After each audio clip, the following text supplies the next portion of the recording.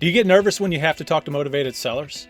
Do you try and follow a script only to find yourself veering off of that script and then struggling to find the words to build rapport with the seller and make him or her more comfortable? Well, in today's video, I'm going to walk you through exactly how to behave and what to say when you get a motivated seller on the phone. This is going to be a two-part video. In this short video, we'll cover how to talk to a seller during that first initial phone call. In part two, we'll talk about how to handle the appointment. You're going to want to stick around for this. We'll get things started in 3, 2, 1.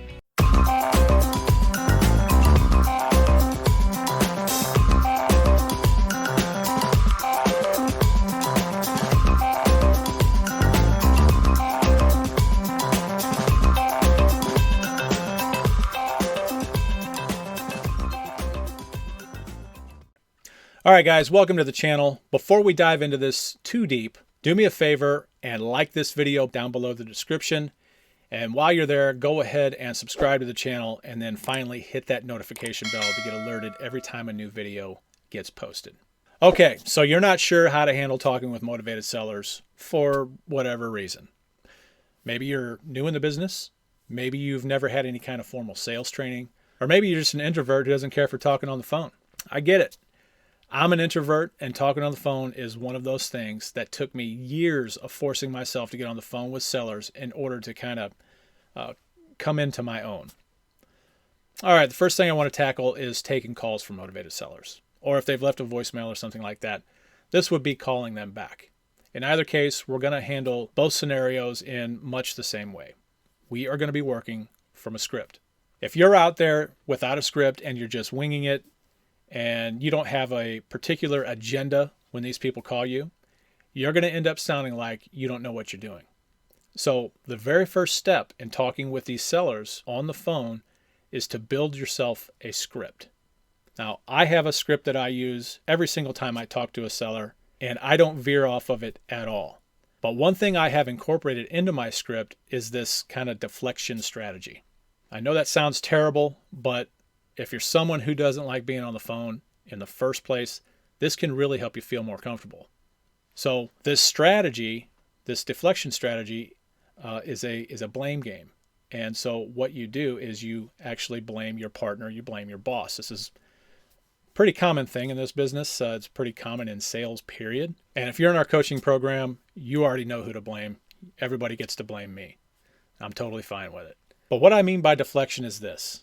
In the beginning, at first, I don't want the seller to know that I am the man or that I'm the guy that's going to be buying this house. So I'll say something like this. Let's say that I'm calling the seller back in this situation. I would call the seller up. I'd say, "Hi, this is Jeff with I Buy STL Houses, and I'm returning your call about your house at 123 Main Street." "Oh, hey, Jeff, how are you?" I'm good. I'm glad I was able to reach you today. I wanted to go over some of the details on your house with you today. Is this a bad time to go over a few things? "No, this time will work. This will be fine." "Okay, great. Well, just to let you know, it's my job to call and get information on properties that the company is interested in buying. Things like beds, baths, square footage, those types of things. So if you don't mind, I'd like to ask a few of those questions. Is that all right with you?" "Yeah, that'll be fine." "All right, well, good deal." Well, if it turns out that this is going to be a deal that they want to move forward with, they will likely send me out to write you a contract on the house. And that could happen as early as this week. Will you be available this week? Okay, so you see kind of what's happened there is we have laid out a timeline. We've given them some expectations about what's going to happen next without actually committing to anything specific. And so from this point on, I'm asking questions about the house. I've laid all this out. I've laid this timeline out. Now I'm going to ask questions about the house. This video that you're watching is not about what questions to ask in your script about the house, because that's the easy part. In fact, I'm going to put a link in the description below to the questionnaire that I use on every single call that I take. All right. You can go out, download it, and use it for yourself. What I want to point out and drive home is that you should be asking the same questions of every seller that you speak with on the phone. So whether you download or use my script or create your own, just make sure you follow that same line of questioning on every single seller call. It's important because over time, it'll allow you to hone in on what that particular seller's motivations are. And it's a heck of a lot easier on you because now you're not missing any information if you ask the same questions on each and every call. Remember, it's all about building systems, and this is one way you do that. You repeat tasks over and over and over until the process is really well defined. Then you can hand this process off to someone that you hire when you get to that level in your business. Here's what I want you to understand about the process and the purpose of this call. At this point in our line of questioning, we honestly couldn't care less about the house. The house at this point, it's just a talking point. What we're trying to do is we are trying to draw out our seller's motivations, okay? We want to find out if this person needs to sell the house right now, or are they just testing the waters? See, in my business, we don't necessarily send people out on appointments just to look at houses. Of course, while we're there, we're going to take notes about the house. We're going to take pictures. We're determining what needs to be fixed and repaired and those types of things. But we are more interested in two things. And those two things are, number one, motivation. Are they motivated?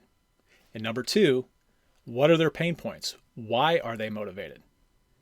See, we go out on appointments to get contracts. Contracts are our inventory.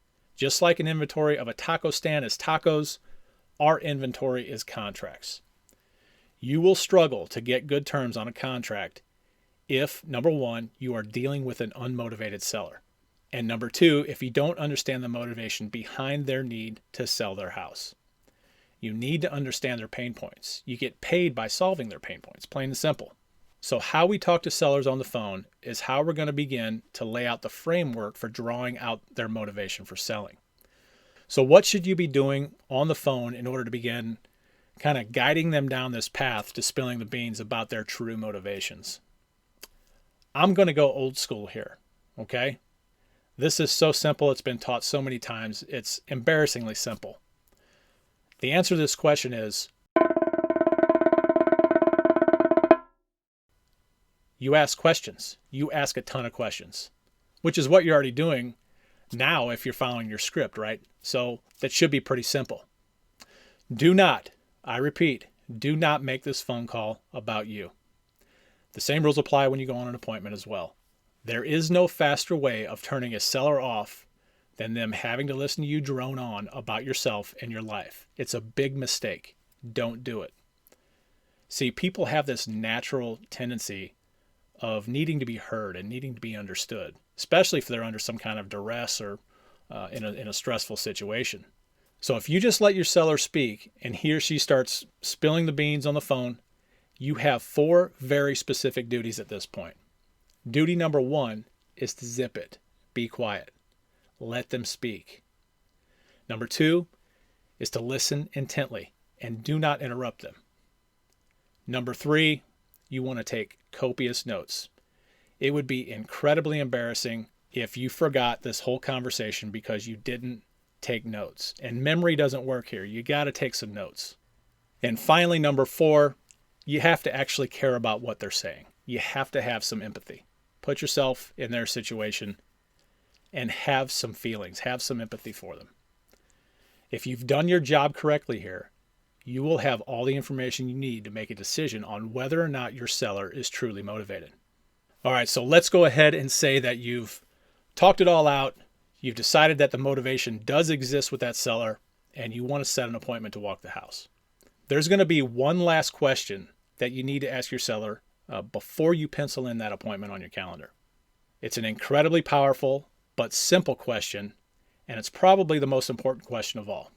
See, because a lot of these sellers think that all we do as investors is drive around and look at houses all day. If that were truly what we did, we would get nothing else done. I know I wouldn't. But the problem is they've watched too many of these house flipping shows, and this is all that they think we do. So here's the final question you're going to ask your seller. Really, this is less of a question and more of a verbal agreement between you and the seller. It is the first of many verbal agreements that you're going to make with your seller. So here it goes. It goes like this. Mr. and Mrs. Seller, before I commit to driving all the way out to this house, I need to know something. If you and I can come to an agreement on price, I'm not saying that we will, but if we can, Are you ready to sign a contract to sell that house to my company while I'm there at the appointment? Now, if your seller's answer is anything other than yes, here's what you're going to respond with. Well, Mr. Seller, I'm a pretty busy person and I really don't like to waste a bunch of my time. Not that meeting with you would be a waste of time. So why don't we just do this? Why don't you give me a call when you're ready to sign a contract to sell your house? I'd love to see the house. I'm sure it's beautiful, but we're serious buyers. And if my company sends me out, it's going to cost them a lot of money. So you see how I deflected the blame to my company in order to get to the truth? This strategy really works. But if the seller responds with a yes, just go ahead and set up your appointment and go on your appointment. And that is how you get through your phone conversations and get to the next step with your sellers. When you ask questions, you become the authority, and it really does give you the upper hand when you start negotiating. Remember, ask questions, be quiet, listen intently, and empathize with your seller. Put yourself in their situation. All right, guys, well, that's all we have for this video. Join me next time when we discuss how to handle our sellers while we're at the appointment.